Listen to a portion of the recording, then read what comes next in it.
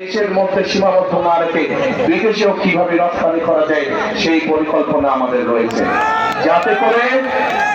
যাতে করে কর্মসংস্থানের সুযোগ তৈরি হয়, যাতে করে এই এলাকার মানুষ শুধু একটি নয় এরকম আরো প্রতিষ্ঠান তৈরি করার মাধ্যমে আরো মানুষকে কর্মসংস্থানের ব্যবস্থা করা যায়।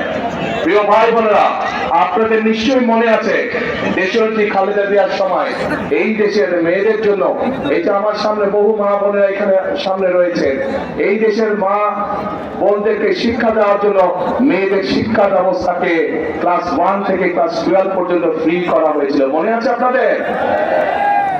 প্রিয় ভাই বোনেরা, সেই মা বোনরা শিক্ষিত হয়েছে। আজকে যদি যে কোনো স্কুল কলেজ বিশ্ববিদ্যালয়ে আমরা যাই, আমরা দেখবো যে ছেলেদের পাশাপাশি সমান সংখ্যক মেয়েরা লেখাপড়া করছে।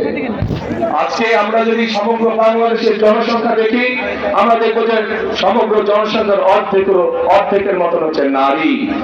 কিন্তু এই আমরা যদি দেশকে সামনে এগিয়ে নিয়ে যেতে চাই, তাহলে এত বৃহৎ জনগোষ্ঠী অর্থাৎ অর্ধেক জনগোষ্ঠীকে পেছনে রেখে আমরা কোনোভাবেই দেশকে সামনে এগিয়ে নিয়ে যেতে পারবো না।